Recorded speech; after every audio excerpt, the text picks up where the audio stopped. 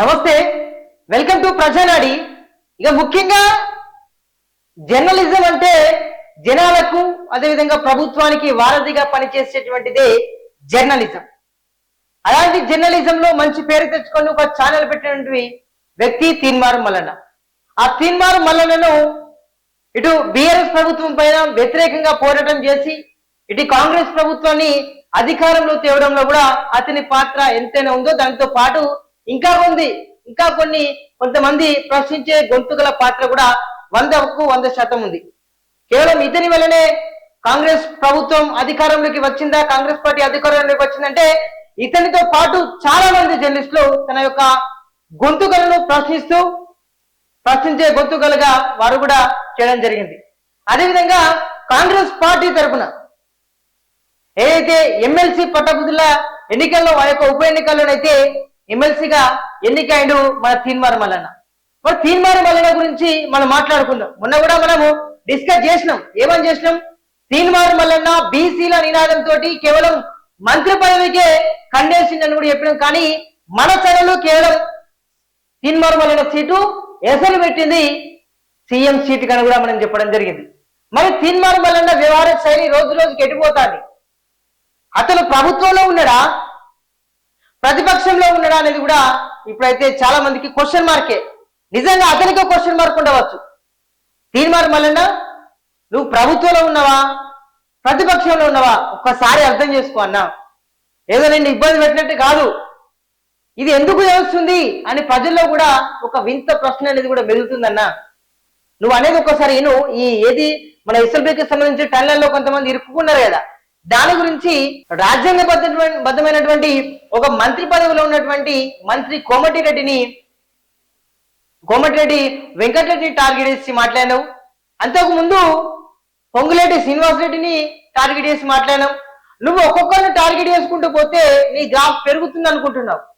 ఏదో నేనే సీట్ ఎక్కుతామని కూడా నువ్వు అనుకుంటున్నావు. కానీ అక్కడ గ్రాఫ్ పడిపోతుంది కాంగ్రెస్ పార్టీది. ఇంకా ముఖ్యంగా ఒకటి చెప్తానా, దానికన్నా ముందు ఒకసారి మనం వీడియో విన్నాం మిత్రులదా.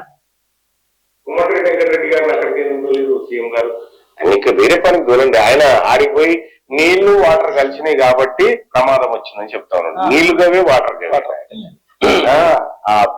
ఏమో ఆ లోపల వాళ్ళకి సిగ్నల్ అందిందట, పొలకేం రింగ్ అయిందని చెప్తా ఉన్నాడు. ఇట్లా కాకుండా జర సీరియస్ గా చేయండి. ఆ మనిషిని కానీ పెడితే అదంతా కామెడీ అయితే ఉందా? వేరే పనికి ఏదైనా పురమాయించండి. ఆయన ఆడ చేసేదేం లేదు, చూసేదేం లేదు. సరే, ఇంజనీరింగ్ సగం దాకా చదివిండు, కానీ చదివినప్పటికి కూడా ఆ మనిషి చెప్తున్న మాటలకు సంస్థతో మాట్లాడేది ఉంటే సంస్థ ఇచ్చిపెట్టి ఆయన పేరు అని చెప్తా ఉన్నాడు. సో అంత గందరగోళం ఉంది అక్కడ. కన్ఫ్యూజన్, మీడియా కన్ఫ్యూజన్, అందరు కన్ఫ్యూజన్ ఉంది. ఆయన ప్లేస్ లో ఇంకెవరు? కోమటిరెడ్డి వెంకటరెడ్డి గారిని అక్కడికి ఎందుకు తోలేదు? ఇంజనీరింగ్ సగం దాకా చదివిండు, కానీ చదివినప్పటికి కూడా ఆ మనిషి చెప్తున్న మాటలకు సంస్థతో మాట్లాడేది ఉంటే సంస్థ ఇచ్చిపెట్టి ఆయన పేరు అని చెప్తా ఉన్నాడు. సో అంత గందరగోళం ఉంది అక్కడ. కన్ఫ్యూజన్, మీడియా కన్ఫ్యూజన్, అందరు కన్ఫ్యూజన్ ఉంది. ఆయన ప్లేస్ లో ఇంకెవరన్నా పెట్టండి. ఇక ఆ మంత్రి గారి సంగతి మీకు తెలుసు కదా. అందుకోసమే ఆ ఎస్ఎల్బిసి టనల్ సంబంధించినటువంటి వ్యవహారంలో వేరే మంత్రులను పెట్టి అక్కడ ఎప్పటికప్పుడు చూడండి, ఎప్పటికప్పుడు మీడియా సమాచారం ఇవ్వండి. ఆయన లోపల ఉన్నాయన్నట, ఆ లోపల చిక్కుకున్న ఆయన వాళ్ళ భార్యతో మాట్లాడారు. అంత కామెడీ చేస్తున్నారు సీరియస్ వ్యవహారాన్ని. సో దాన్ని కొద్దిగా వెంకరెడ్డి గారికి మీకు వేరే పని ఏదైనా ఉంటే చూసుకోండి. అది పెట్టండి కాదు, మీడియా అలా మీరు మీ అక్కడ కూడా పెద్దగా ఏమి ఉండదా. సో కాబట్టి టన్నల్ వ్యవహారాలకు సంబంధించినటువంటి వారి ఆసక్తి ఇంకా మాత్రం బయటికి రాలేదు. కోమటిరెడ్డి వెంకటరెడ్డి గారు ఇది అంటే ఏం జరుగుతుంది? ఒక ప్రభుత్వంలో ఉన్నటువంటి వ్యక్తి తీన్మార్ మల్లన్న కదా, ఒక మంత్రిని టార్గెట్ చేసి నిజంగా సీఎం మన కోమటిరెడ్డి గారు మీకు అక్కడ పని లేదు, మీరు వేరే పని చూసుకోండి, మీరు కమిడియన్ లెక్క చేస్తున్నారు అంటున్నారు. అంటే ఎట్లున్నదంటే ఇతను పోరాటం చేస్తున్నాడు కావచ్చు. సరే, ఇతను కూడా ఒక రాజ్యాంగబద్ధమైనటువంటి దానిలో ఇతను కూడా ప్రభుత్వంలోకి సంబంధించి ఒక ఎమ్మెల్సీగా ప్రాతినిధ్యం వహిస్తున్నాడు కదా. మరి ఇతను సెటర్ చేయడం ఏమున్నది? అవునా కదా? ఒకసారి ఆలోచించండి. మరి ఏదో మామూలుగా ఏదైనా సంఘటన జరుగుతుంది, అన్నదమ్ములకో లేకపోతే అయ్య కొడుకులకో సంబంధం, ఏదో గొడవ జరిగితే ఏదో విషయంలో మనం మాట్లాడాలి. అయ్యా ఇట్లా ఎందుకు పోతావు, ఇట్లా కాదు ఇట్లా అని ఏదో నువ్వు ఫోన్లో చెప్తావా, లేకపోతే పిలుచుకొని ఇట్లా చెప్తే బాగుంటుంది. ఏం లేదు, నువ్వు బరాబర్ తప్పు చేసినవాట, నువ్వు అది చేసినవాడు ఇది చేసినావంటే ఆ 3 బాట్ల కాల ఇజ్జత్ ఎవరు పోతుంది? నీది పోతుంది, నీ కుటుంబానికి కూడా పోతుంది. కాబట్టి నువ్వేం చేయాలి? ఏదో నాకు నోరు ఉన్నది కదా, నాకు ఒక ఛానల్ ఉన్నది కదా అని ఏం చేస్తున్నావు? ఏదో నాకు హైప్ పెరుగుతుందని, నీ ఛానల్ హైప్ పెరుగుతుందని చూసుకుంటున్నావు. కానీ ఇది ముమ్మాటికి నిజంగా అంటే ఒక రకంగా చెప్పాలంటే ఇది నీకు డ్యామేజే. తిన్మర్మల్ అనేది నీకోసమే. ఎందుకంటే ఇప్పుడు మామూలుగా నీకు ఇది ఒక వేదిక ఉన్నది కాబట్టి నువ్వేం చేస్తున్నావు? అతను పరువును తీస్తున్నావు. అతను పరువు తీయడం వల్ల నీకేమొస్తుంది? నీకు మంత్రి పదవి ఇంకోటి వస్తుందా? ఏం లేదు కదా. అతను ఒక రాజ్యాంగ సరే మంత్రి, అతను ఏదో చదువుకున్నాడు, బీటెకా ఎంటెకా, దట్ ఈస్ డజంట్ మ్యాటర్. సరే అతను వేయండు, అతను ఒక మంత్రిగా ఒక తెలంగాణ ప్రజలకు అండగా ఉండాలనే ఉద్దేశంతో పేయండు. అక్కడ ఉన్నతో మాట్లాడాలంటే సరే మాట్లాడవచ్చా? మరి నువ్వేం చేస్తావు? సరే నువ్వు నేను పట్టభద్రులు గెలిపించిండు, మరి ఒక్కరోజైనా నీ ఛానల్ వేదిక వినిపించినవా? సరే వినిపించవచ్చు. మరి సీఎం రేవంత్ రెడ్డిని కలిసినవా? ఇట్లున్నది ఒక వినతి పత్రం ఇచ్చి ఈ ఉద్యోగాలు ఖాళీగా ఉండాలి, ఇంతమంది నిరుద్యోగులు ఉన్నారు, ఇంతమందికి నిరుద్యోగులు తీస్తారు అన్నాం, ఇవన్నీ చెప్పినావా? మరి నువ్వు చేసేదే సకాలేదు. ఇంట్లో గెలిచి రచ్చ గెలవాలన్నారు పెద్దలు. నువ్వేం చేస్తున్నావు? నేను గెలిపించింది పట్టభద్రులు. ఆ పట్టభద్రులకు నువ్వేమన్నా అండగా ఉన్నావంటే అది కూడా లేదు. ఒక బీసీ నినాదమని ఈ బీసీలను రెచ్చగొట్టే ప్రయత్నాలు చేసినావు. ఆ రోజు ఏమన్నావు? రెడ్ల సంథింగ్ దాని గురించి మాట్లాడినావు. సరే దాని గురించి మాట్లాడుతున్నావు, అది కొన్ని రోజుల వాటికే అది మళ్ళా అయిపోయింది. ఎందుకంటే ఇప్పుడు స్థానిక సంస్థల ఎన్నికలను అయితే అది కొంచెం ఊసు మధ్యలో ఆగిపోయింది. ఇంకో కొన్ని రోజులు అయితే లేట్ అయితే అనే ఉద్దేశంతో ఆ బీసీ నినాదం కూడా మీరు పక్కన పెట్టిండు మళ్ళా. సరే మీరు కూడా ఒక ప్రభుత్వం ఉన్నారు, మీరు కూడా అటువైపు బిడ్డనే, మీరు వైపు కూడా మాట్లాడే హక్కు కూడా ఉంటుంది కదా. ఆ నల్గొండ పట్టభద్రులకు సంబంధించి ఆ పట్టభద్రులు కూడా నిన్ను గెలిపించింది కదా మళ్ళన్న. మరి నువ్వు ఎందుకు ఇట్లా చేస్తానవే? అవునా కాదు ఆలోచించు. నువ్వు అనే బదులు సీఎం గారు మామూలుగా నువ్వు ఈ మీడియా ముఖంగా ఇది సమాధానం చెప్పాలి, ఈ మీడియా కూడా ఇంటిమేషన్ ఇవ్వాలని నువ్వు మీడియా ముఖంగా ఆయన ఏం చెప్తారు?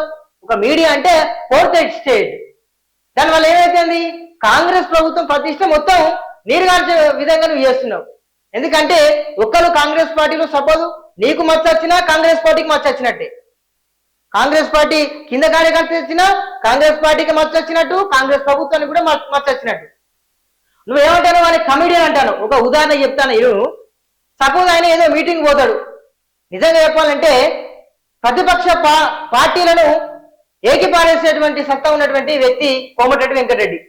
సరే అతనే ఏదో మీటింగ్ పోయిన అనుకోండి, మీటింగ్ అయినాక నీ పార్టీలో ఉన్నాడో నేను వ్యక్తిలో నేను కమిడియన్ అంటాను, నువ్వు పక్కకి ఆడుకోపో, నువ్వు ఇది కాదు మాట్లాడాల్సింది, వేరే కాడికి పో, చేతి కిందికి పోయి మాట్లాడుకోపో అనేటువంటి మాటలను నువ్వే ప్రతిపక్ష పార్టీ నేతలకు అందిస్తున్నటువంటి విషయాలు అయితే దీని ద్వారా అర్థమవుతుంది. ఎందుకంటే నువ్వు అతని కమిడియన్ అంటున్నావు. ఏదో మామూలుగా అక్కడ ఉంటూ మాట్లాడలేదు, అతని మంత్రిగా అతను వేయండు. సరే ఒక రకంగా వాళ్ళకు బాధితులకు అండగా ఉండాలి, ఆ బాధిత కుటుంబ సభ్యులకు కూడా అండగా ఉండాలని ఒక మంత్రిగా అయితే వేయండు. దాన్ని నువ్వు కించపరుస్తూ ఈ ఛానల్ వేదికగా మాట్లాడేమేంటి? సరే ఛానల్ ఉన్నది ప్రజల పక్షాన పోరాటం చేయడానికి. ఉదాహరణకు సరే నువ్వు ప్రశ్నించే గొంతుగా ఉన్నావు, నీలాంటి వాళ్ళు చాలా మంది ఉన్నారు కదా, ఇక పేర్లే మీకు చాలా మంది ఉన్నారు. నిజంగా చెప్పాలంటే ఇప్పుడు ఈ న్యూస్ ఛానల్లో ప్రశ్నించే గొంతుకలు అంటే వెదిరిముఖ 4 పేర్లు వెళ్తాయి. వాళ్ళకు కూడా మంచి నామినేటెడ్ పోస్టులు ఇవ్వచ్చు కదా, వాళ్ళకు కూడా మంచి ఫలితాలు ఉన్నాయి, వాళ్ళు కూడా కష్టపడ్డారు, వాళ్ళు కూడా నీ లెక్క దెబ్బలు తిన్నారు, వాళ్ళు కూడా జైలుకు పోయింది. మరి వాళ్ళని కూడా ప్రశ్నించే గొంతుగానే ఉంటారు. మరి నువ్వే ఒక్కనే ఉన్నావా? లేవు కదా. అవునా కదా? ఒకసారి ఆలోచించు. ఎందుకంటే నీకు ఒక ప్రభుత్వం అనేది, నువ్వేం చేస్తున్నావు? ప్రభుత్వంలో ఒక మంచి పదవిలో ఉన్నావు, నువ్వు కూడా పోవాలి. లేకపోతే ఇదంతా ముచ్చట కాకుండా సీఎం గారు కోమటిరెడ్డి వెంకటరెడ్డిని కాదు ఇంకొక వేరేటోని పంపించండి అని సీఎం రేవంత్ రెడ్డి గారికి అయినా ఫోన్ చేసి చెప్పారు. నీ ఫోన్ లిఫ్ట్ చేయడా సార్? మరి సీఎం గారు ఎవరి ఫోన్ అయినా లిఫ్ట్ చేస్తాడు. నువ్వేమన్నావు? ప్రభుత్వం మీనే ఇట్లా చేస్తున్నావు, ఫైట్ చేస్తున్నావు. ఈ కాంగ్రెస్ పార్టీలో ఉన్నావు గారే సినిమార్మల్ అంటాడు, మన పార్టీలో గెలిచిండా లేకపోతే బీఆర్ఎస్ పార్టీలో గెలిచిండా? బీఆర్ఎస్ పార్టీ ఎమ్మెల్సీనా లేకపోతే కాంగ్రెస్ పార్టీ ఎమ్మెల్సీనా అని కూడా చాలా మంది అనుకుంటాను. ఈ మాట్లాడే మాటలు నిజంగా హాస్యాస్పదంగా ఉన్నాయి. ఎందుకంటే ఇట్లా ఏదో స్క్రీన్ మీద వేసి మాట్లాడడం సరికాదు. ఎందుకంటే ఒక మనిషిని ఒక మంత్రి హోదాలో ఉన్నటువంటి వ్యక్తిని కించపరిచినట్లే, అతని మనోభావాలను దెబ్బతీసినట్లే. నువ్వు ఎవరిలో ఇట్లా మామూలుగా వాళ్ళను పైనుంచెల్లి దిగి కింద పడేసినట్టున్నది. మనం ఎత్తుకున్నది ఏం రాగం, మనం పాడింది ఏం రాగం, పాడుతున్నది ఏం రాగం అనేది కూడా ఒకసారి ఆలోచించాలి కదా మల్లన్న. మన పట్టభద్రులో గొంతుకుగా వచ్చినావు, మన సమస్యలు పరిష్కరించడం వచ్చినావు, మన బతుకులు మారాలని వచ్చినావు, కానీ నువ్వేం చేస్తున్నావు? సరే నీ ఛానల్లో నువ్వు వార్తలు చదువుకుంటున్నావు, నో ప్రాబ్లం. అది కూడా నీ అది సంబంధిత ఛానళ్లకు సంబంధించి అది కూడా నీ ప్రాంతం అనుకో, నీ బిడ్డలో ఏదో వాళ్ళు ఓటేసింది, వాళ్ళని కూడా కనుక్కొని నువ్వేం చేయాలి? నువ్వు కూడా ఇక్కడ మాట్లాడు కాదు, ఈ మాటలు ఏదో ఒకటి చేతులతో చూపెట్టు. సరే అతను మంచిది శాత కాదు అంటున్నావు, సరే శాత కాదు అనుకో, మరి నువ్వేం చెప్తావు? నువ్వు కూడా పోయి అక్కడ పోయి నీ దమ్మెంతో చూపెట్టు. అంతే కదా. నువ్వు ఇక్కడే మాట్లాడుకుంటా అతను ఏదో ఎగిరించుకుంటూ నవ్వుకుంటా, అతను ఒక మంచి హోదాలో ఉన్నటువంటి వ్యక్తిని కించపరిచి మాట్లాడే ఏం కథ చెప్పండి? నువ్వు అతన్ని కించపరుస్తున్నావు అంటే నిన్ను నువ్వు కించపరుచుకున్నట్టే. ఎందుకంటే నువ్వు గెలిచిందుకు కూడా కాంగ్రెస్ పార్టీ అనే విషయాన్ని కూడా మర్చిపోకు. నువ్వు కూడా ఒక కాంగ్రెస్ ప్రభుత్వం ఉన్నావు, నీకు కూడా ఇంకా చాలా పదవి కాలం ఉన్నది. కానీ ఇలా కించపరుస్తూ మాట్లాడడం, ఏదో ఒక రకంగా టార్గెట్ చేసి మాట్లాడడం సరికాదు. ఎందుకంటే నువ్వు ఒక్కొక్క మందిని టార్గెట్ చేస్తే నీ క్రేజ్ పెరుగుతుంది అనుకుంటావు తప్పించి నిజంగా క్రేజ్ అనేది తగ్గుతుందన్న విషయాన్ని కూడా గమనించాలి. ఏదో బీసీ నిదానం పెట్టుకున్నావు, సరే బీసీ నిదానం బీసీ నిదానంతో పాటు ప్రజల సమస్యను కూడా వెలుగుతీ. సో మరి తిన్మార్ మల్లన్న ఒక మీడియా రిప్రజెంటేటివ్ ఉన్నావు, ఒక ప్రజాప్రతినిధి ఉన్నావు, సరే నీ ఛానల్ ద్వారా ప్రశ్నించే గొంతుగా ఉన్నావు, సరే బేస్, నీ సేవలు బేస్, నీ మాట బేస్, నీ ప్రశ్నించే గొంతుగా బేస్ అని కూడా మేము ఒప్పుకుంటాను. నిన్ను ఎందుకు ఓటేసిండు? అరే నిజంగా బీఆర్ఎస్ పార్టీ తరఫున వ్యతిరేకంగా పోరాటం చేసి కాంగ్రెస్ పార్టీని గెలిపిస్తే నువ్వేం చేస్తున్నావు? మళ్ళా వ్యతిరేకంగా ప్రతిపక్ష పార్టీ హోదా లెక్కనే నువ్వు మాట్లాడుతున్నావు. సీఎం రేవంత్ రెడ్డి ఇట్లా అన్నావు, సీఎం రేవంత్ అట్లా అన్నావు, పొంగులేటి శ్రీనివాస్ ఇట్లా అన్నావు, మంత్రి కోమరెడ్డి వెంకటరెడ్డి ఇట్లా అన్నావు, మళ్ళీ ఇంకోటి మంత్రి ఇంకేవాళ్ళు తీసుకో, అతను హేళన చేయడేమున్నది? సరే వాటర్ నీళ్ళు ఏదైతే ఏందండి, సరే ఆయనకు ఫ్లోలో వాటర్ నీళ్ళు అన్నాడు, కొంతమంది లైట్లు ఆఫ్ అయిన బంద్ అయిందంటే అట్లా కూడా అంటారు. మరి అట్లా కూడా దీన్ని క్రెడిబిలిటీగా తీసుకుని దీన్ని కూడా దంచిపారేయడమేనా? వాటర్లో నీళ్ళు ఏదో ఫ్లోలో వచ్చింది, ఆయనకు లైట్ ఆఫ్ అయింది, బంద్ అయింది, రెండో ఒకటే, ఏదో ఒక రకంగా అంటే ఉంటాం. దాన్ని బట్టి కించపరిచినట్టు మాట్లాడితే అతను కూడా మనోభావాలు ఉంటాయి కదా, అతను కూడా ఒక ప్రజల మనిషే కదా. సో ఇలాంటి మాటలు మానుకోవాలి. ఎందుకంటే ఒక మీడియా వృత్తిలో ఉండి నువ్వు మీడియా వేదికగానే బహిరంగ వెత్తే ఎంతమంది పోది వార్త? వేరేటోళ్ళకు నువ్వు చులకన అవుతున్నావు, వేరేటోళ్ళకు ప్రతిపక్ష పార్టీలకు బీజేపీ అయినా బీఆర్ఎస్ వాళ్ళకు నువ్వు చులకన అవుతున్నావు. నువ్వు కాదు, నీ పార్టీలో చులకన అవుతుంది. అరే భయ్, వాళ్ళు ఏమంటారు, మీ దాంట్లో మిమ్మల్ని దంచి పడుతున్నారు, మీరు ఇక్కడికి వచ్చి మాట్లాడతారా, మీరు ఇంత కోటు మునగాలైనా అని కూడా ప్రతిపక్ష పార్టీ నాయకులకు మీరు ఒక ప్లేస్ ఇస్తున్న పరిస్థితి. మీరు ఏం చేయాలి? కాంగ్రెస్ పార్టీలో ఉన్నటువంటి వ్యక్తులు ఎవరైతే ఉన్నారో వాళ్ళంతా కూడా అరే ఆ సంఘటన ఎలా జరిగింది, ఆ సంఘటనకు సంబంధించి ఇంకేమైనా కారణాలు ఉన్నాయా, అందులో నుంచి బయటికి రావడానికి, బయటికి తెప్పించడానికి ఇంకేమైనా ఏం సాహశక్తులు ఉపయోగించాలని కూడా నువ్వు సీఎంతో మాట్లాడు. అన్నాకి ఇట్లా కాదు, ఇట్లా చేద్దాం అన్న, మేము మన అందరం పోదాం, ఈ కార్యక్రమాలు చేద్దాం, ఈ పనులు చేద్దాం, మన వెలికి తీద్దాం, వాళ్ళ కుటుంబాలకు అండగా ఉందామని చెప్పాలి తప్పించి నువ్వే ఒక ప్రతిపక్ష పార్టీ నాయకుడు లెక్క ఉండడం ఇంతవరకు సమంజసం.